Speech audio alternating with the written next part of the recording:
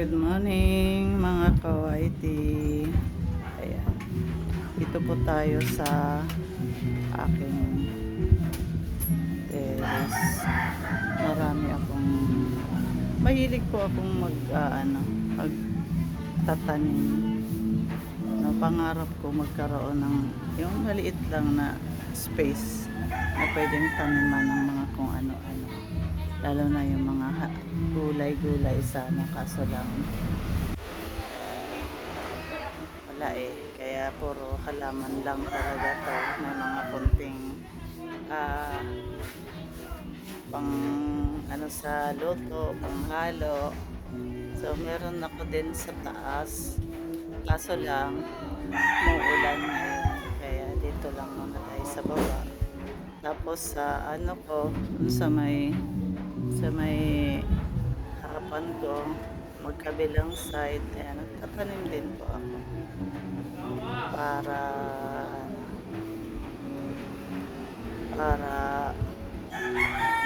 maganda naman yung pakiramdam mo pagka makikita mo yung mga halaman. So dito meron akong ginseng. Malaki na siya. Dalawa to. Actually marami to siya. Yung iba hinarvest ko na. Kasi yung iba naman binigay ko sa kumari ko, sa anak ko.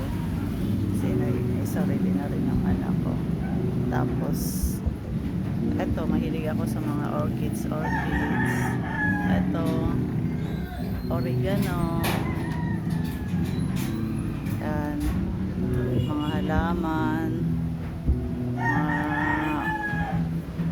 orchids ko. Tapos syempre meron po akong tanim na mint, herba buena. Ito talagang pinaka nasaya ako kasi alam nyo, itong herba buena na to, ang tagal kong nabuhayan. Yan, may mga pandan. Oh, may tumubong oregano dito. Tumubo siya. At ito itong isang ginseng. Sobrang laki na nito.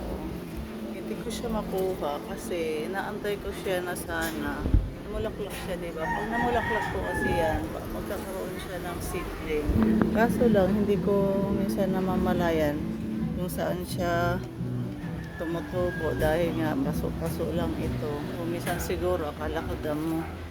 Kaya napapatay ko siya. Ayan. Ito ang lemon to eh. Yung aking kalamansi namatay. Hindi kinaya kasi palang paso-paso lang. Ayan, papasok na yung anak.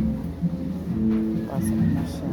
Ganito lang talaga yung aking routine araw-araw. Magdilig. Pag may order, magluluto, magbe-bake. Pagka pangkain ng anak kong mapili sa pagkain. Ayan, yung malunggay. Ito, may pangtanim nga ako malunggay. Hindi rin ako nabubuhayan ng malunggay. Nung minsang nagtanim ako ng malunggay, doon sa taas, tuwang-tuwa ako, nabuhay siya. Kaso, siyempre, ito, meron na pala, nalinsing na. Dito ko muna talaga siya nilagay. Hindi ko muna siya tinanim. Tapos dinidiligan ko na lang. Meron na, Ay, ang galing. Nung nalinsing na siya, ayun. Di, syempre, dahil ako'y addict sa malunggay, sa mga luto ko, tinatanggalan ko. So, mas marami akong tanggal kaysa lumago. Kaya ayun, nagtampo siguro, namatay siya. Ayan, ang galing, isang linggo ko na yan siya ilagay dyan. Kasi bumili ako doon sa kumari ko ng malunggay. Tapos, binigay sa akin yung may tangkay. So sabi ko baka pwede itong itanim. Yan. Nagtatanim-tanim po ito. Talaga ako. Tapos itong mga to, mga dito ko nilalagay yung mga pinagbalatan, yung mga gulay na medyo dilaw-dilaw na dito. Sinachap-chap ko tapos nilagay ko ito. Tapos ito naman dito. Yung mga dahon o kaya yung mga ano para mamamatay siya. Pag napuno siya, pwede mo siyang ihalo sa halaman. Ito yung pampataba ko sa mga halaman ko. Lalo na sa mga orchids. Ito bagong tanim ko. Lahat ng orchids ko ngayon, bagong tanim ko kasi dinala ko yung iba sa bahay ng anak ko. Ilagyan ko siya ng maraming orchids yung bahay niya sa mga pader pa. Gilid para at least maaliwalas din na. So, ayan.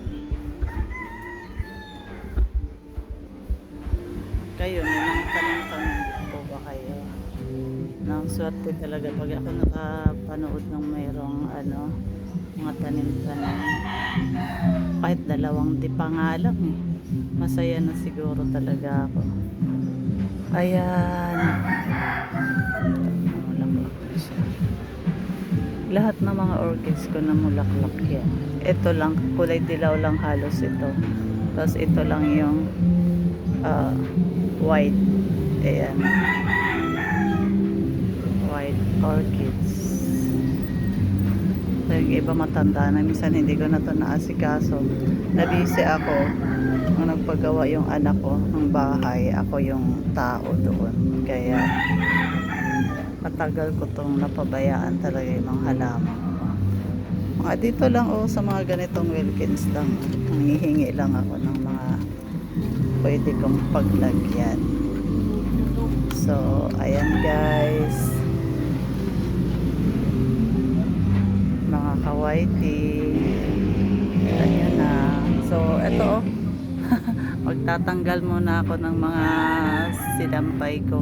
Ito yung mga damit ng asawa ko na magpipitong taon na naka-stack sa parador. Nilabahan ko. Inikot ko lang sa washing kasi alam niyo na may edad na. Hindi na kaya talaga ng katawan ko yung magkusot, magpanlaw. Kaya pinaikot ko lang to siya sa washing. Ang dami.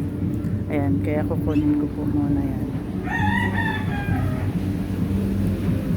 Sa mga nakapanood nito, pwede bang i-likes nyo ang video ko or mag-subscribe po kayo.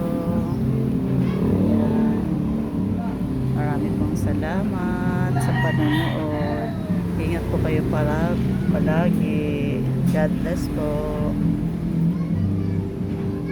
Next time po, i-share ko po sa inyo yung eto. Gagawa po ako ng mint tea. Ayan. Maraming salamat.